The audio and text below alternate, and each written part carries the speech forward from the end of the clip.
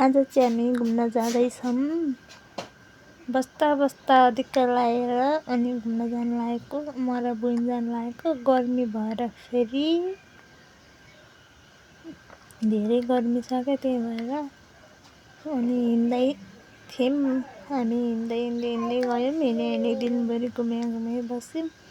गइसकेपछि बुइनीले चाहिँ अल्छी गरी मेरो भिडियो बनाइरहेको थिएँ। त्यसपछि भिडियो गर्दैन भन्ने पनि मानेको थिइनँ।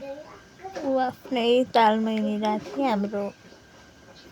हामी बसेको ठाउँतिर चाहिँ यस्तो बजार छ। हामी चाहिँ कहाँ गएको भने माछा पोखरीतिर गएको थियौँ। त्यसपछि हाम्रो माछा पोखरी बजार हेर्नु है अब आउन लाग्यो। गर्मी भयो धेरै अनि फेरि बरफ किनेर बरफ खाने भनेर बरफ किन्यौँ हामीले। अनि बरफ पनि खायौँ। कस्तो शीतल, कति फ्रेस भयो। त्यसपछि घामले पुरै टाउको दुखिरहेको थियो।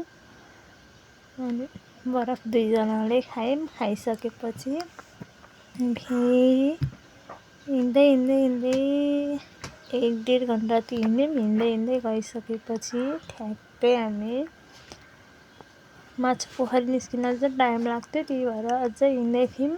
हिँड्दै गइसकेपछि भिडियो चाहिँ लामो भइसकेको थियो। त्यही भएर अनि बरफ खाइसकेपछि अनि हामी डक्क लाएर हिँड्यौँ। हिँडिसकेपछि गाडीहरू हेर्नु न टन्नै छ। यो चाहिँ माछा पोखरी बजार हो क्या। अनि यस्तो छ माछा पोखरी बजार चाहिँ, यस्तो छ माछा पोखरी यस्तो छ। त्यसपछि हामी हिँड्दै गइरहेको थियौँ। अनि हिँड्दै गइसकेपछि